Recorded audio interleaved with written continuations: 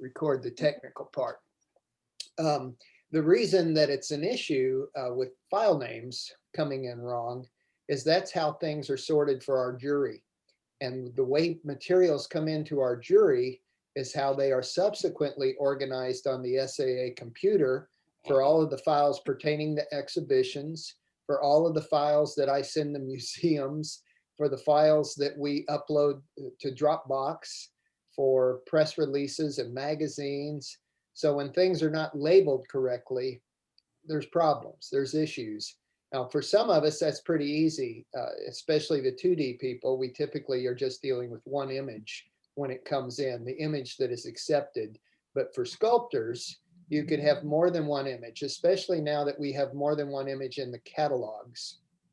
And what you want to keep in mind with these is if you've changed your mind after you've submitted something, it's okay. Just let me know so that I can fix it for you. But particularly for sculptors, if you've sent in an image, let's just pick on Lynn and say Fraley 1 is what gets picked. Fraley 1A is going to be the primary issue image that is put in the catalog. That's going to be the primary image that a museum uses, et cetera, and so forth down the line. The second image that would go in a catalog would be B, or if you've numbered it 1.1, however you put them in order, the second one up online is what's going to possibly be used in the catalog. So you need to keep that in mind. Thank you. So going back to renaming, does everybody know how to rename a file, or should I step in to do that first? And it's okay if you know. If you want to see it, well, I'll go ahead and show it very quickly. I'll use, I'm going to open up an image on my file. I'm just going to share my screen. And we're going to go with our desktop. So you should be seeing my mail right now. And we're going to get rid of a bunch of things. Can everybody see my screen okay? Yes. Yes. Okay. I'm going to go into a painting.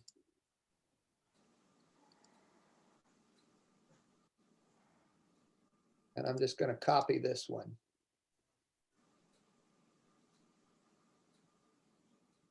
And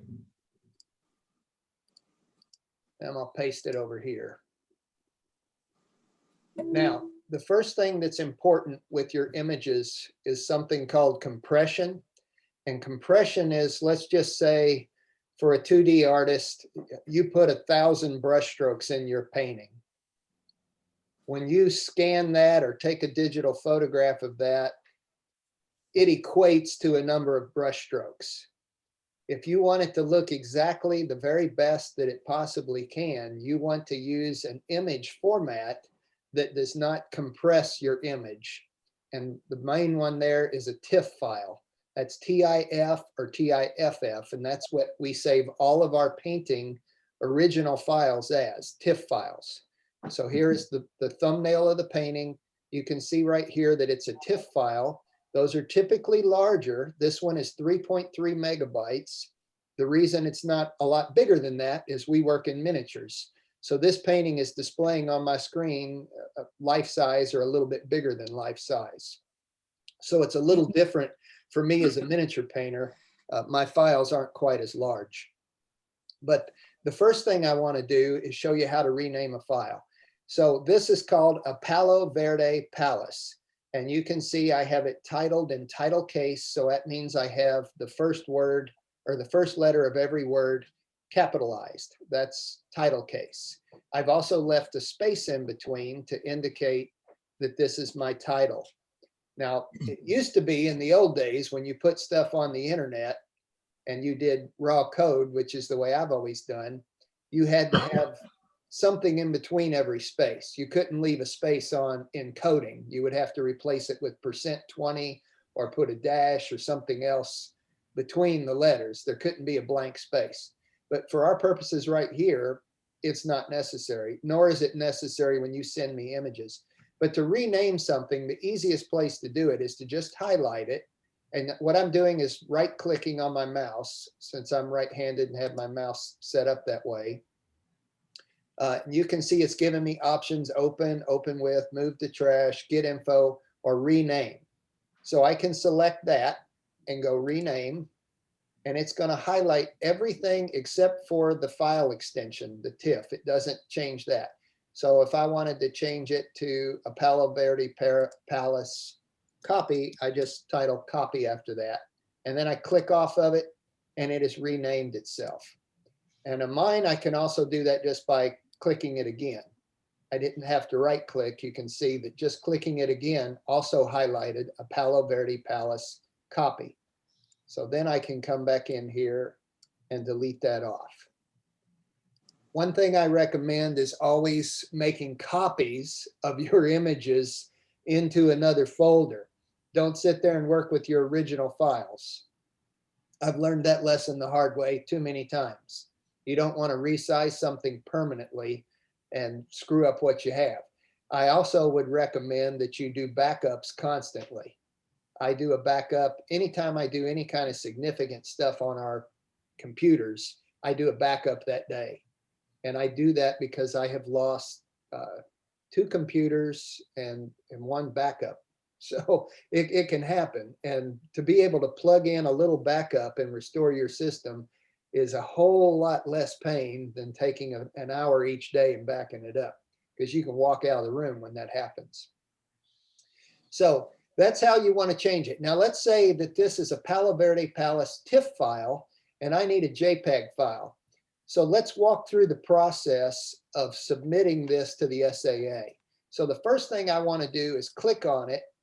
And in my computer, it's showing everything here for me. If it was not, I could right click and select Get Info. And it would show me the same thing in a different way, which is right here. And you see what it's showing me is the kind of file, a TIFF image. It's showing me the size, 3.3 megabytes.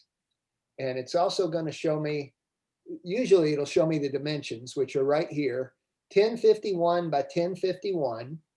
It's showing me the resolution is 300 by 300, and a lot of stuff that I don't even care about. And when I say I don't care about it, I don't care about it as the SAA executive director receiving stuff. That's your color profile. It should be RGB. That's the most common. CMYK is what's used in printing, but with computers, it's typically RGB. So the numbers that we're after here is this 300 and 1051, or 1051, which is the dimensions. Wes, Yes. can you explain the difference between dimensions and resolution? Sure. The resolution, if we look at it as a painter, is the amount of brush strokes that I put on the piece. I mean, is it 300 per something, or? Yes, it's 300, let's just say dots per inch, 300 Okay. pixels per inch. It's the amount of detail and clarity that's in that image. The higher that number, the better it is for making it bigger, enlarging it. So if this was 600 by 600, it would be even more detailed, more able to be blown up and printed, but you would end up with a much larger file. It would be much bigger than 3.3 megabytes. So what's the increments for 1051? That's not pixels also? 1051 refers to the dimensions, the outside dimensions of my object. We would call it the height and the width. Okay, it's not per inch, it's the total. Correct, it's in pixels. Okay. So if I was to convert this to inches, it would display as inches, which would probably be, I'm guessing here, somewhat around 3.5 by 3.5 inches. Gotcha. When we request something on a form or a lot of other art shows, they're going to request the SAA that you send something in at 300 DPI. That's the resolution. You can see this image is 300, and we want it at 2400 pixels, which is about 8 inches. So this image is not big enough. It'd work, but it's not big enough.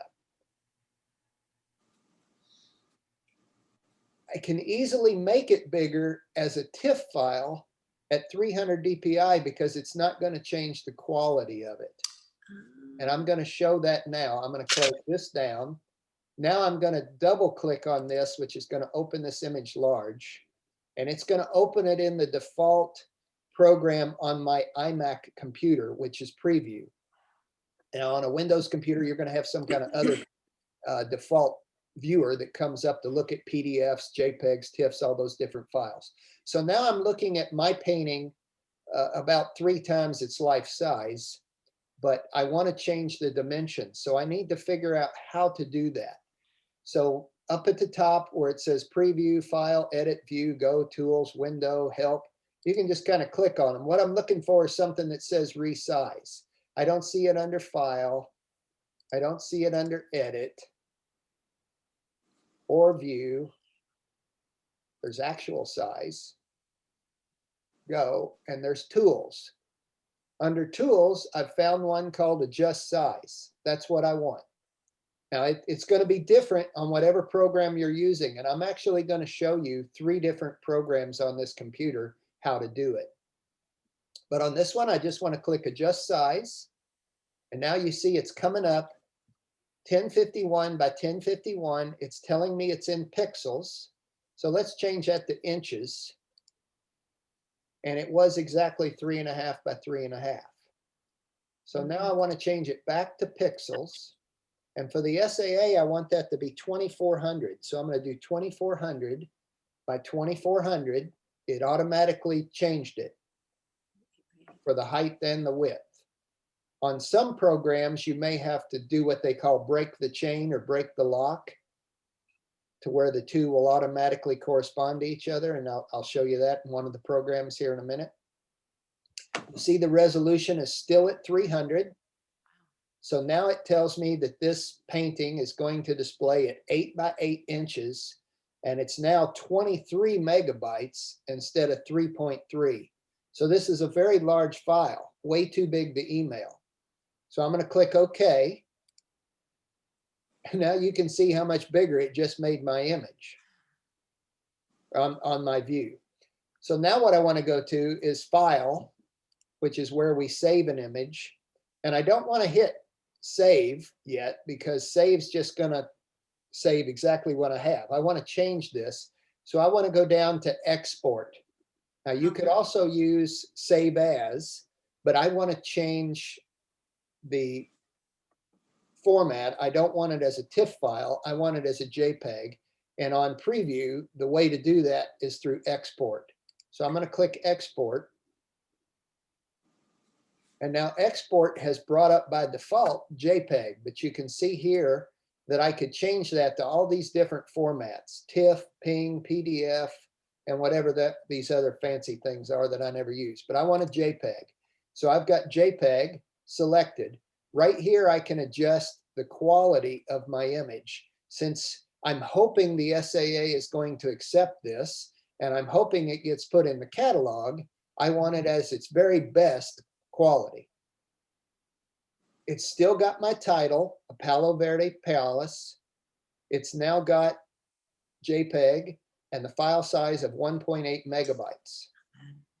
Since it's giving me the title, I want to change this to my last name, Siegrist, and I can either use a 1 or an A, it doesn't matter. I don't care as your executive director if you put spaces, dashes, whatever, as long as you put them in order. So I'm going to go Siegrist 1, and it is going to export it as a JPEG, but I'm going to go ahead and put the JPG on there. It's telling me it's putting it in documents, so now I'm going to hit save. And then I'm going to close this down. And here's Siegrist 1. Now when I click on that, I get Siegrist 1, 6.9 megabytes. It is a JPEG file. It says JPEG image, 300 by 300, 2400 by 2400. That's perfect for sending to the SAA. That's one program resizing an image. Now here's a program that I really like that's called GIMP. And GIMP is G-I-M-P. This is an open source software program. And it is, I have never used Adobe Photoshop, but basically it's the equivalent of Adobe Photoshop. So it will do all kinds of fancy things. This is what I use as the executive director to erase signatures out of your artwork to where the jury can't even tell where it was. If somebody, unfortunately, for some reason can't get the frame off their artwork, or maybe their artwork is crooked or warped from the way they took the picture, I can fix it in here for them. And I generally do that, especially for our members. I don't always do it for new member applicants, but for our members, I'll fix whatever image you send me as best as I can for our jury. So here I want to open up the image that I just had. So I'm going to go File. Actually, I take that back. I need to back up. At some point in all the glorious updates between computers and software, GIMP decided it didn't like working with my Finder program. So what I have to do is actually drag or copy. I'll just copy it again. Palo Verde Palace, my TIFF file, over into a specific folder that I set up for GIMP. And I have to do this on my computer. I don't know that you would have to do it on yours. So now that I've done that, I'm going to go File, Open, and I have to look for where I just put it, which I remember where it was.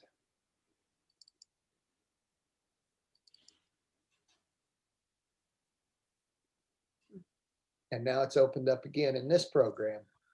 So here, again, you can just click on everything till you find what you want. I know that it's under Image and it's under Scale Image. So I'm going to hit Scale Image. And on this, I'll bring it down here where you can see it a little bit better. It currently says 2400 by 2400 by 300 by 300. So that's exactly what I want.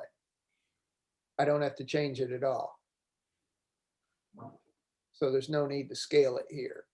So I don't know what happened there. Let's go back and see. Okay, but Wes, Yes.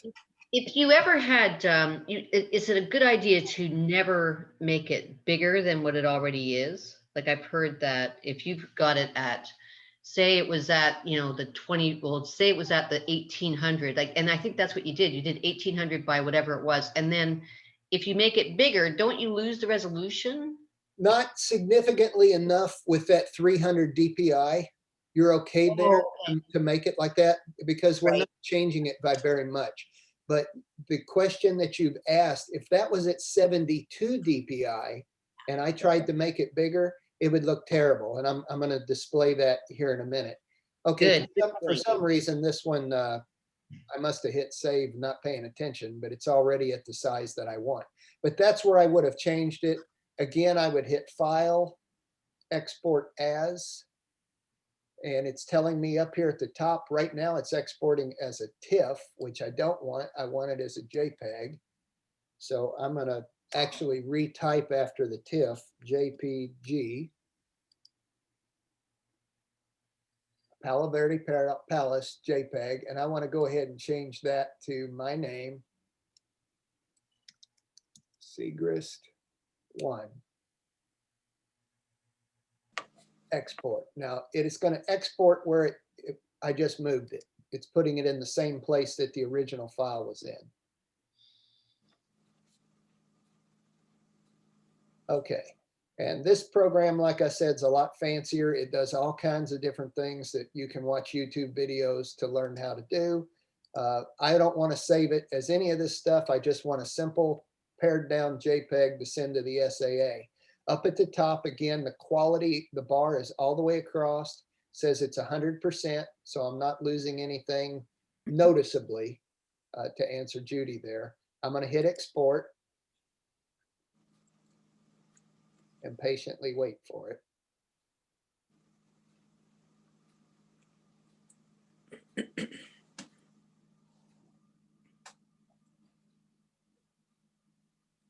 Okay, now I can close that down.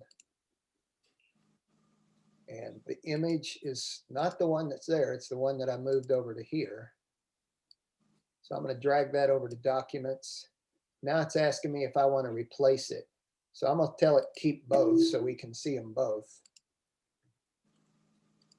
This is the one that I just made, 5.8 megabytes. This is the one that I had the first time, 6.9 megabytes. The two programs actually saved it differently. And the difference there is in their JPEG compression.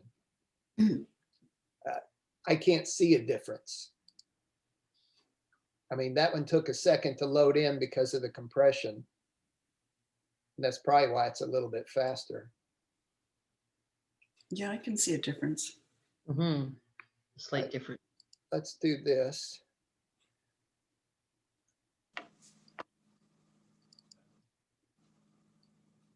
Whoops.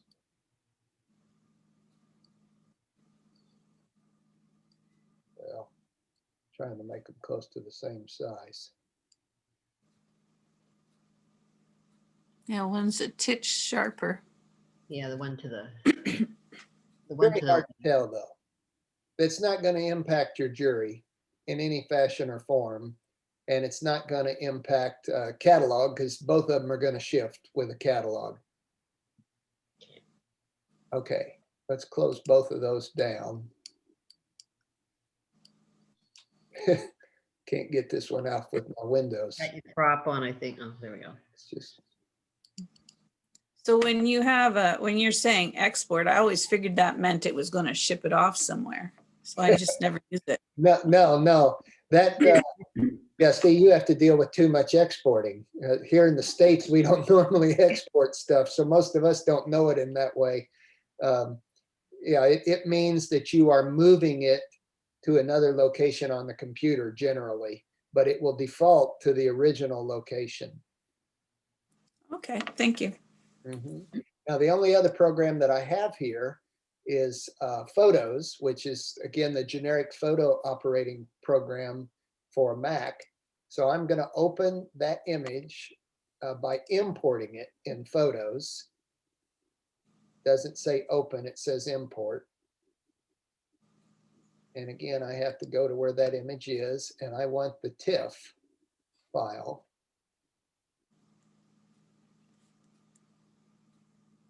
There it is. I'll say, why ain't it showing it? We'll click import.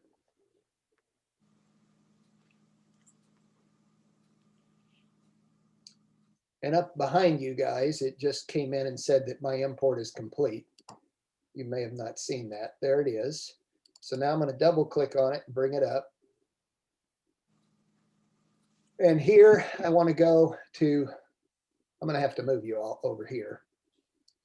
I want to go edit. Anything I want to do here with my image, I can do, and you can do all this stuff in GIMP too. Here you can see I'm making it brighter, I'm making it darker. I'm defaulting back to where it was. For me as a miniature painter, I'm fairly fortunate that almost all of our artwork can be put on a flatbed scanner.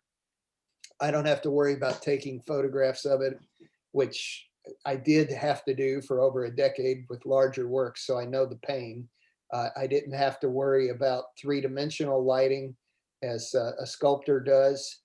But whatever you do, you want to get your original image as best as you can get it. And that's your TIFF file. Wes, do you know anything about the scan and stitch stuff? No, I haven't done that. Okay, because my scanner, my flatbed scanner, which, like you miniatures, it's great, and up to like an 8x10. But it also has this software with it, this ARC stitch and scan, or scan and stitch, whatever. And it's like if you flip it around, you can get various parts of your painting, and then it does an automatic stitch. And now it's worked sometimes for me, but not always. I was going to say, I've only done that once. That's why I said I don't know about it. And I did Yeah. it again with an older scanner, not the one I have now. Yeah. Technology has probably improved a lot. I think I'm into a new one. Yeah. So again, this one, I've got it here. I don't need to change it because I know it's already the same, but I wanted to change it to a JPEG. So let's do File, Export. I want to export one photo. So I click on that. Now, I'm using this program to show you what happens. It says photo kind, JPEG. I have three choices, JPEG, TIFF, and PNG, but the SAA requested a JPEG. My quality, it's not giving me anything other than maximum quality. Color profile, most compatible, size, full size, I want to use its title. So I'll have to rename it in the other folder. And now I'm going to export. Now it's asking me where I want to export it. And I want to put it with the other one. So I want to put it right here in Documents. And I'm going to click Export. Now I'm going to go back to this. And that's going to be the one up here called a Palo Verde Palace JPEG, which is another way of writing JPEG. Here I've got a, hey, this is nice. I just learned something. Well, my computer updated yesterday. And on one of the updates, a major complaint I had with photos has just been fixed. It used to be up until the last time I submitted to a show, when you used photos, when you clicked on maximum, it changed it to 72 DPI instead of 300. And we did not realize this. And a lot of our best files are at 72 DPI. And as I was telling Judy earlier, you can't take a 72 and make it 300. It doesn't work that way. So to rename this, I just click on it. Siegrist, I'll put an A, capital A, to make this one different. And ironically enough, it's also a different size. Yeah, look at Some that. of you that are real picky with your images, and I know from dealing with hundreds of artists, some of them are very picky, especially in the old days. They would tell me that it didn't look good on the internet and that that's supposed to be blue. And on my computer, it looked blue. And I would say it looks blue. But anyway, we've got 3 different ones here. Now, when I manipulate something on my end, I'm changing your artwork. So this is another reason why you want to do it right on your end first. You don't want the SAA to change something that I'm not personally doing it. The software I'm using is doing it. Now, for example, let's come in here to a website and let's get one of my small images.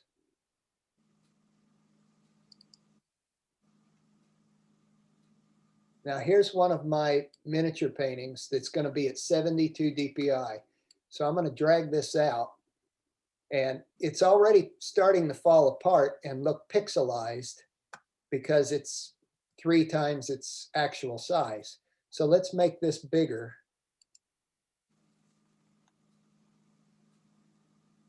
Find zoom. There it is.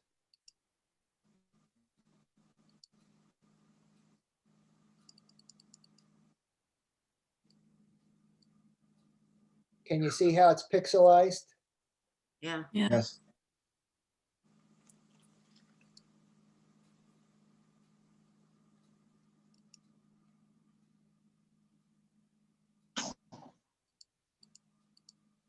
Now look at me zoom. Wouldn't you, Look at me zooming in wouldn't on here. It's not pixelized. What you're actually seeing are my brush strokes. So that's the difference between 300 DPI and 72 DPI. Hmm. Now it's not as sharp and clear as it is in real life, but it's magnified 20, 30 times. So Okay. on a website, would you use 72 then? I use 72 on the websites, but I'm a dinosaur with websites. When I first built the SAA website, they recommended that an image not be any larger than 8 kilobytes, which is teeny weeny now. I mean, they recommended that an entire web page be no bigger than 30 kilobytes. And my first computer that I was doing that stuff on had either a 6 or 8 megabyte hard drive. Yikes. So big difference. It wouldn't have even stored this image on the hard drive. Any questions about how to rename an image? I have one question. It's Okay. when you're finished re-imaging the picture, okay, and it saves it as 6 megabytes. Yep. what happens if you can only send them 5 megabytes? Would you save it as a lesser quality?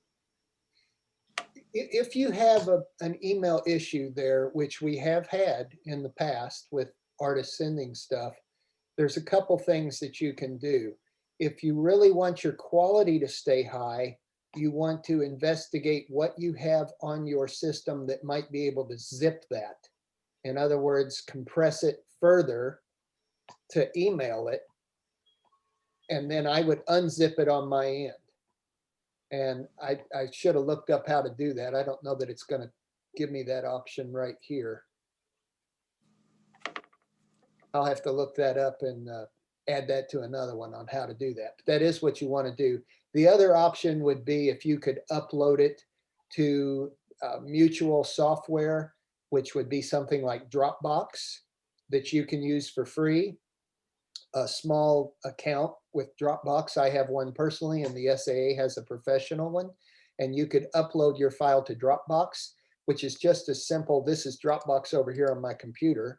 It's just as simple as me sometimes dragging it right over to the Dropbox folder and putting it into the public folder. And then that would automatically sync that into my Dropbox folder. And then you could just send me a link and say, Wes, here's the images. Now, I also receive images from Google Drive. WeSendIt is another company that artists use to send me larger files, and they actually do the compression for you. But you have to patiently wait for it to upload. And that's all workarounds on that issue that you have with email, the fact that you just can't get too much. That's why I had to take the image submission off of the website form. Initially, when you filled out the form, you attached your image right there. And when they were sending, I was having all kinds of errors. And the problem wasn't on my end, it was on the sender's end. They weren't able to transmit the form because the form's being sent from email. So that's why I changed it. Any other questions on renaming an image or resizing it?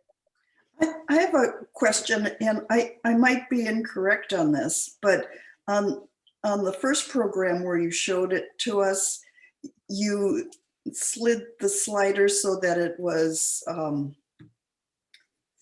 full detail. And at the bottom,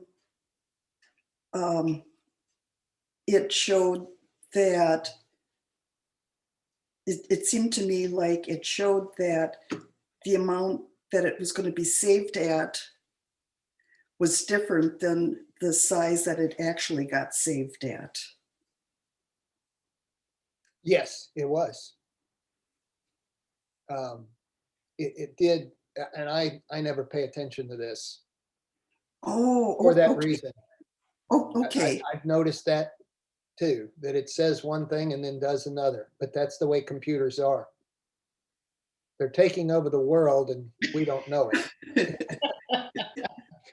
Oh, okay. So we should just get the dots per inch and the pixel size correct and make it a JPEG and just send it.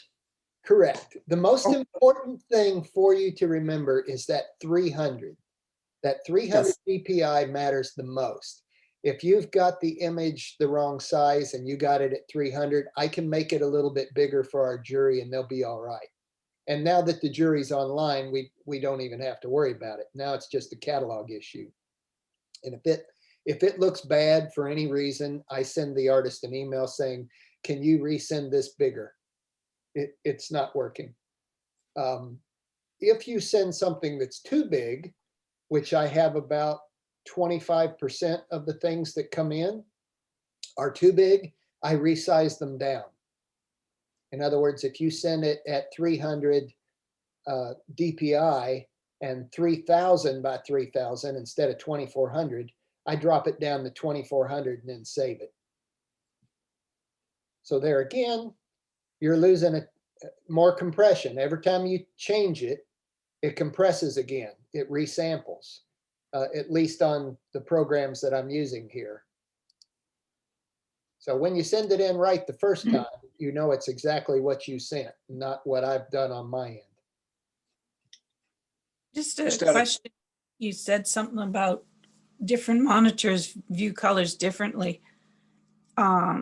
If I were to erase my signature so it looked right on my computer, would it necessarily look all right on yours?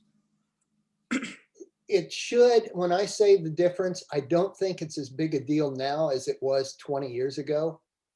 When people really complained. I don't hear those kind of complaints now, but you don't want to worry about erasing the signature. And the reason why, there are a couple artists that do it, but what you send me is what goes in the catalog. It's what's used by the museum. So if you want your signature to show on your artwork, which a lot of 2D artists in particular, I mean, 3D artists, the signature may not show on the artwork at all. It may be on the base somewhere underneath. But for a 2D artist, a lot of times they want their signature to show.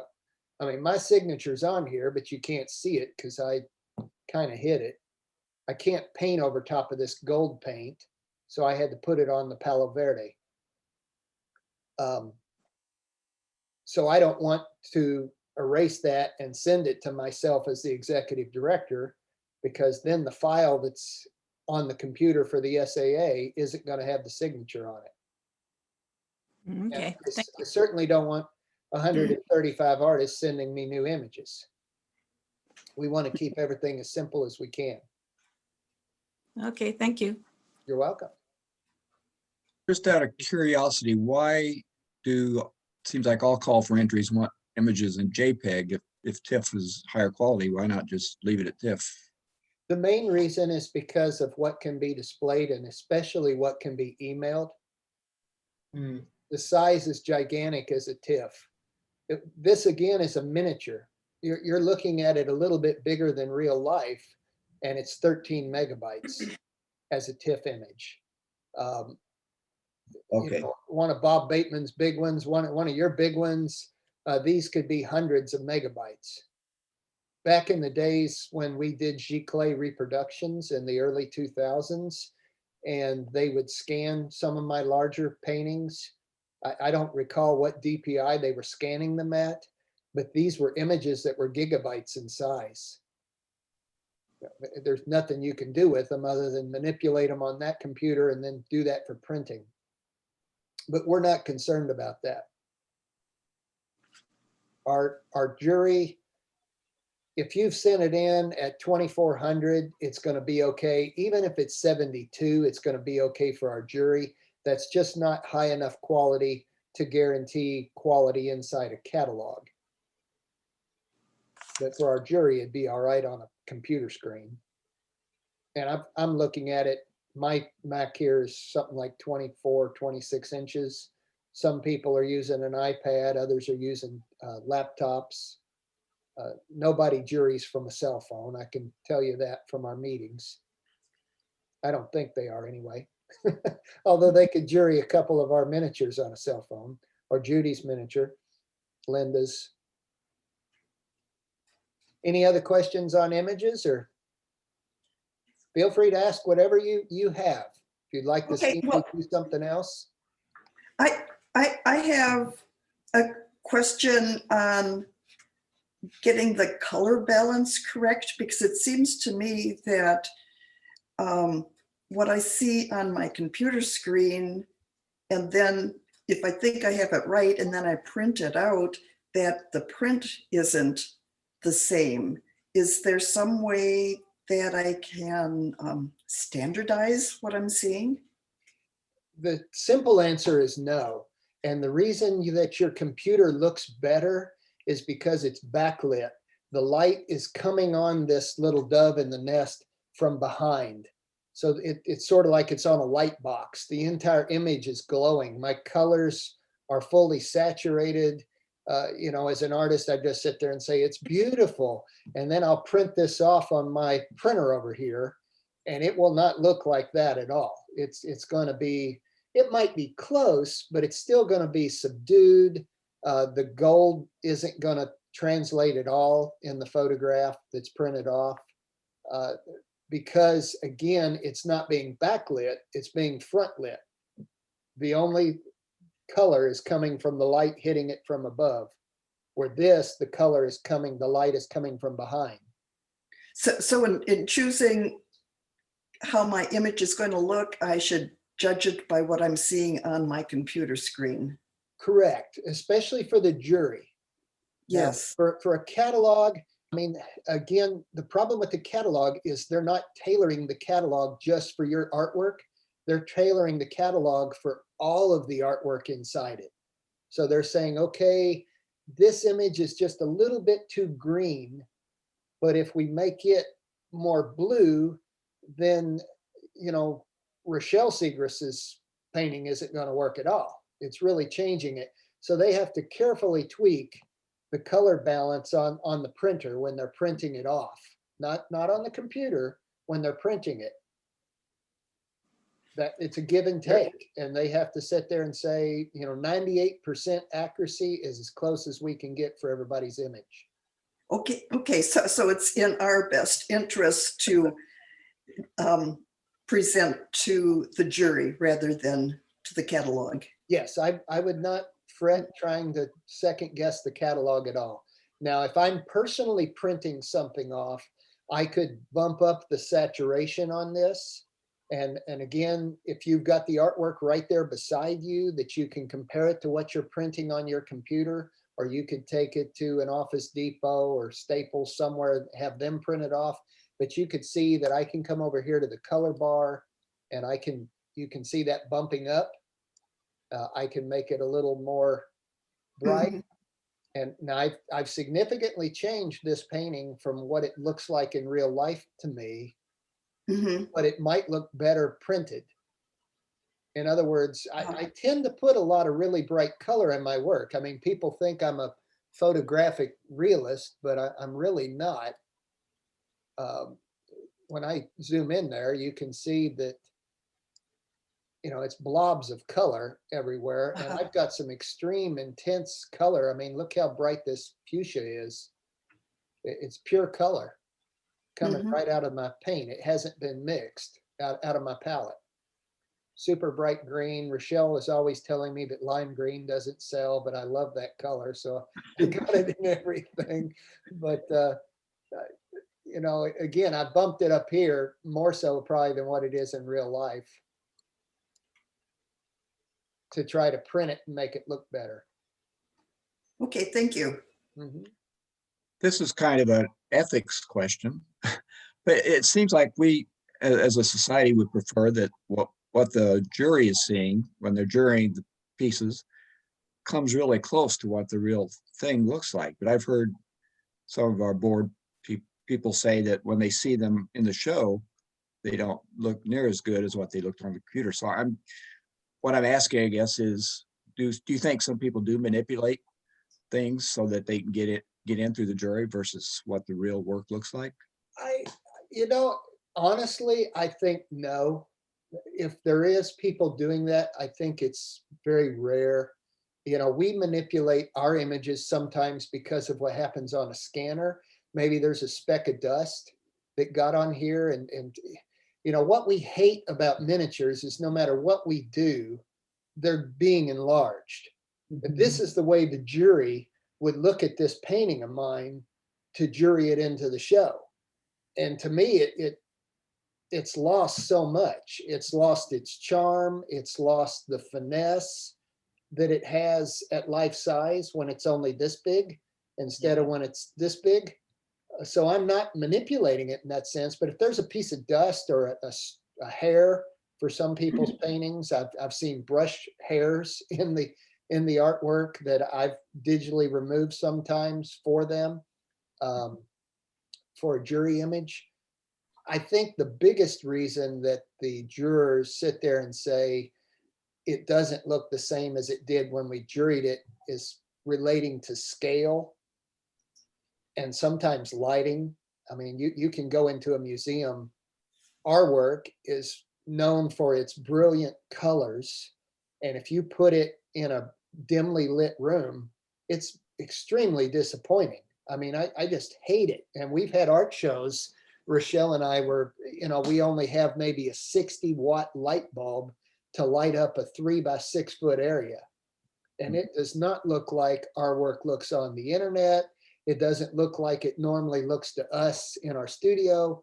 It just looks terrible, and we're sitting there trying to sell it. Nothing we can do about the lights. So sometimes that's an issue, but other times, you go into an SAA show. I know I do as a former juror and now as the executive director.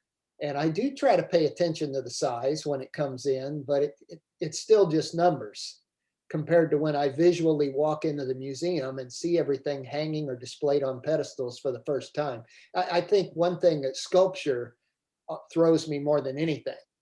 Sculpture is almost always smaller than what I thought it was, especially in today's age when bronze costs more and it costs so much more to ship. I'm like, oh, I was thinking that was going to be 3 by 3 feet, and here it is 8 by 8 inches, which doesn't have the same impact. And that's one reason that a lot of artists struggle in juries. I'm complaining as a miniaturist because my work doesn't shout for attention at all. It kind of whispers in a back corner on the wall, come look at me. You can't see me from 5 feet away or across the room. You have to get right up with your nose on the glass. Where somebody else like John Banovich, for instance, his big elephant piece at the Denver show a decade or so ago took up the whole wall. And when that was juried in, nobody was probably thinking this thing's as big as a wall. And when you walked into that museum and that's the first thing you encountered, it stops you in your tracks. It arrested you because of its scale. And your point previously too, Wes, about how you're trying to get your monitor with the light coming from behind it to match your painting, where it's like the light on it, because it's more like a print, your actual painting. So that becomes an issue when you're dealing with light being from behind on your monitor. So it's automatically looking different than what you've got in your hand, and you're trying to match the colors. Sometimes it's really difficult to change, like just the brightness of it or something will affect the color, and it's all intermingled. So it's really difficult to sometimes get on the monitor what you got in your hand. So being a miniature painter, yeah, the palm of your hand, right? Yeah. So yeah, it's difficult to make it look exactly like some images. Some images it's fine, but there are some particular images that just don't seem to interpret it the same way on the monitor as it does as an actual painting. So that's always a problem too. Yes, and the same way a flatbed scanner will pick up and be more harsh than a photograph, a camera. I mean, our iPhones now take such great pictures of our miniatures. Now, I don't have it set up to take them as TIFF files. So it's taking them as JPEGs at 72 DPI. So I would have to manipulate my phone to get a better quality, but it doesn't have that harsh appearance that the scanner does. Right. There's a little bit of dimensionality to my white paint. Even though I'm a transparent watercolorist, there's enough layers on here that sometimes a little speck of white paint, you might actually be able to see that brushstroke from the side, and a scanner is going to pick up on that. Mm-hmm. It's going to look more harsh, and it establishes a white point arbitrarily. It's telling me that this is pure white, and I know my palette, that my white is never that white. It's straight out of the tube, it still gets dirty. But the scanner has determined that this is white, this is black, even though I don't have black in my palette either. It's brown and blue. It's set up what it's given me here. And I know it's good enough. It represents my work that I don't think a juror is going to say what Brent's saying, that it looked better to the jury in the jury room or on their computer than it does in real life. But I know Rochelle stresses considerably over what she sees on the monitor compared to her work, because her work has a lot more finesse than my work. And it's very hard for me as a fellow artist and as now a juror in the past and executive director to tell her it's okay. It has to be good enough and not worry about it. Well, if you are shooting a larger piece and you can't use a scanner and you're shooting photography, should you always shoot in RAW? Raw again is even bigger than TIFF. Right. File size, but yeah, depending on, what computer system you have, depending on what all you're trying to do with these images, if you're going to reproduce them to sell, reproductions on paper, canvas, coffee mugs, books, whatever you're doing, the higher file size, the better, because you can always take a really high file size and make it small, but you cannot take a small size with poor quality image and make it better. Thanks. Any other questions on the images?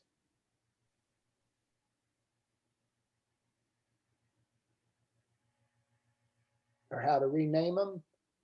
This is my personal computer because the SAA computer is a laptop, but it's basically arranged in the same way on our files.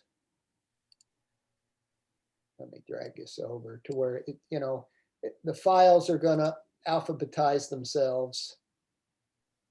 When you click on it, it's going to come up. These are some of our miniatures that have been sold. And you'll see these are all JPEGs. And it's arranging the JPEGs, even though there's 3 different kinds of JPEGs in here. I got a JPEG lowercase, JPG uppercase, JPG lowercase. It's putting all of them in there. If there's a different format, it's going to push them down further.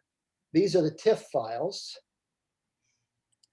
which again, it's going to tell me that this is one that was done a long time ago that's supposed to be a TIFF file, but that Photos program made it at 72 DPI. So it screwed that up for us.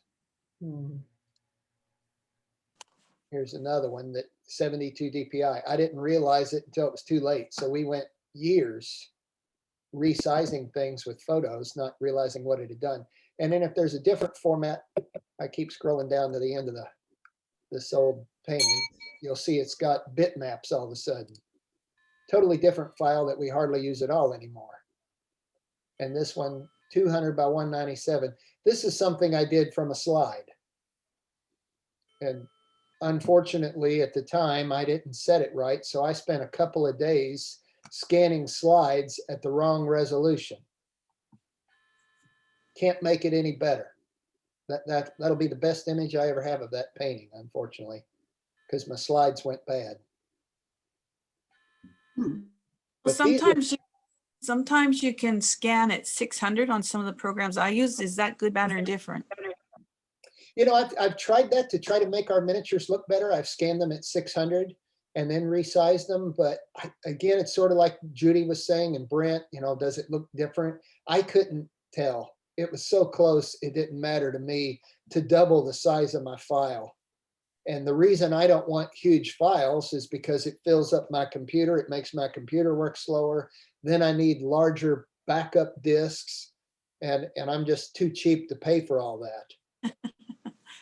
Okay.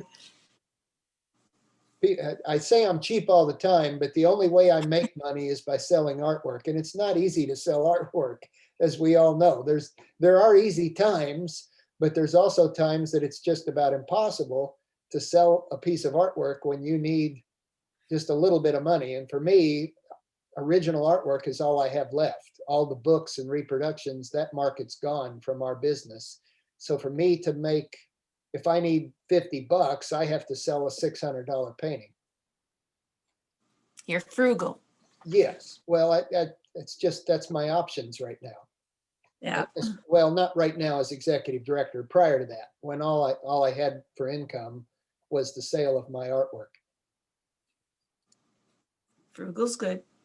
Yes. Yeah. Don't spend it if you don't have to.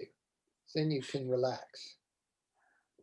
So GIMP is one of the best programs because of everything it'll do with your artwork. This is how we do scale on ours. This is a PNG file, and a PNG file or PNG file allows for layers. So you can put one layer on top of another layer. Rather than rescan everything, like for our website, I made this image of Rochelle's hands as a template. And I made it at 300 DPI. So that means it's going to be the same resolution and therefore scale as our artwork that comes off the scanner, if it's not been resized. And this one may have been resized, so I'm gonna have to check. Okay, so now let's check this real quick. Image, scale image, 2400 by 300. I want to put it in inches. It's too big. So I know this needs to be 3.5. So now it's 3.5 by 3.5. I'm gonna scale it. And now I'm gonna copy it. I'm gonna edit, copy. And now I'm gonna go edit, paste. And it put that painting in there at actual size to Rochelle's hands. If I had done it before then, it would have been bigger than the whole image. It would have covered this whole thing. That's slick. And then I can resize this image, scale image. I want to take it down. For our website, I put it down to 1,000. This is where I have to break that chain. See how the top number changed, the bottom number didn't. And I don't know if you guys can see the quality of there, but it's still got 2190 as the height. So it should be 1,000. So I'm going to break the lock, or I'm sorry, 664, because this is longer than it is high. Now it's got it as pixels per millimeter, which I don't know my millimeters, so I have to change it pixels to inch. It was 300, but this image, probably the hands are not quite 300. They're 299.999, close enough. But for our website, on the enlarged views, I make them 150 instead of 72. That allows people to blow them up a little bit. And then I hit scale. This looks really tiny, but down here it's telling me it's at 33%. So if I put it at 100%, this is what it looks like when somebody clicks on it on this computer. That's how big they see our painting, which is close to actual size. My hands are the same size as Rochelle's. And you can crop images on here. It has tools, selection tools, except it's. This is GIMP. Yeah, this is GIMP. All my tools are over here as well, but I usually just use this. I can do like a click select and, you know, make this an oval, like whatever I want to do here.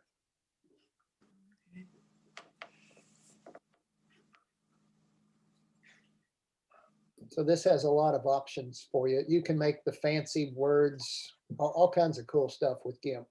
And just get on YouTube and look up GIMP tutorials if you want to use GIMP. Now, if you already have Adobe Photoshop, it does all this and more, most likely. Yeah, there's also another one that Linda Rawson told me about, and had a Black Friday deal. It's like $50 full, like it's called Affinity.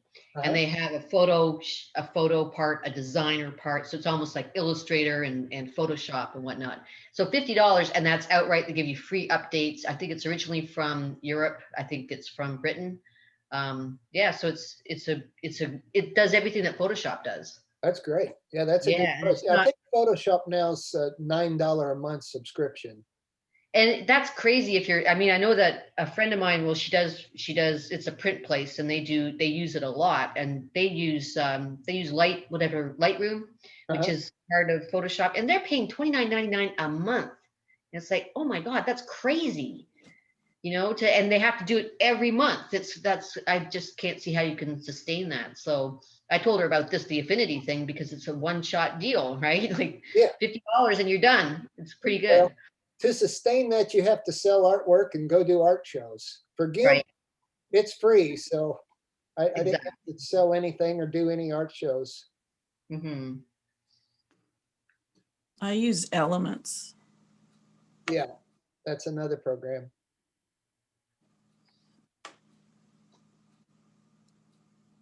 And I just want to discard changes. That puts it back to my original file. Get the glue spinning wheel. Thank you so much for this